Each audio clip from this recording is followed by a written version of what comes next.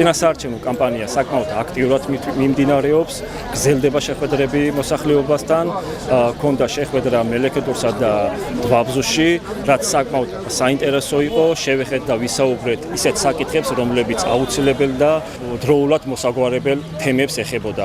მშვიდობა საქართველოს, მეტი სიკეთე ოზურგეთს.